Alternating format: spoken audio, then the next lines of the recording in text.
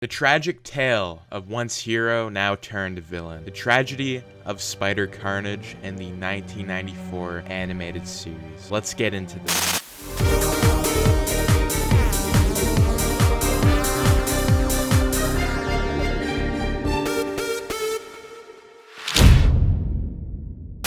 Spider bit me. The world has misunderstood me and tormented me. Now it's my turn. I'm gonna obliterate you all. Spider-Carnage, one of the best characters within the Spider-Man the Animated Series, he became an iconic character after bonding with the symbiote and partaking in the first ever Spider-Verse event in the 1994 series. We have to look back at the beginning and talk a little bit about the Clone Saga. During the 90s, the Clone Saga was in full effect, and during the final season of Spider-Man the Animated Series, we ended up getting a small amount of the Clone Saga within the cartoon. Looking at the final episodes, we are shown an alternate Spider-Man, Ben Reilly. He talks about himself and Peter Parker. This Peter Parker is almost similar from the original and the animated series, but he went into many different losses over the years, and during his story, he ended up losing not only Uncle Ben, but losing Aunt May as well. This would unbalance this alternate reality Peter because of the loss, and not only that, but he would put his trust into a scientist named Miles Warren. He was someone that had destroyed the original 1994 Spider-Man's MJ by cloning her. Miles Warren in this alternate universe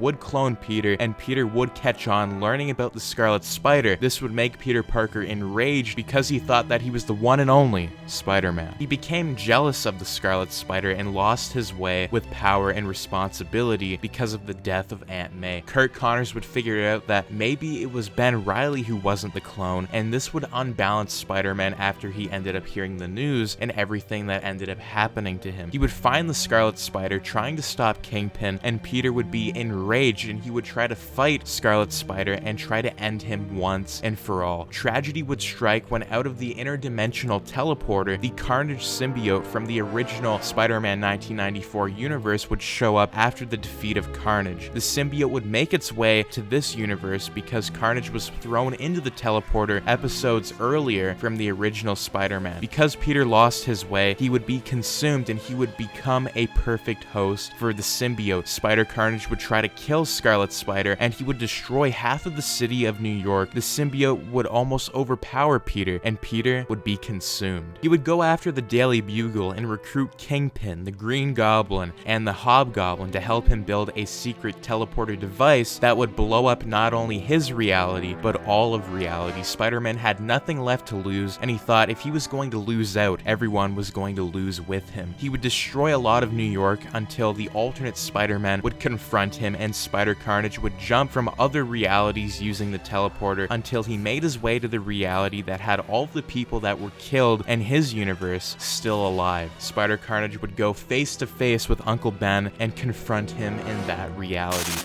With great power, there must come great responsibility. Peter, there's an evil inside you. It's your responsibility to the world and to yourself to expel it. Get rid of it. Please.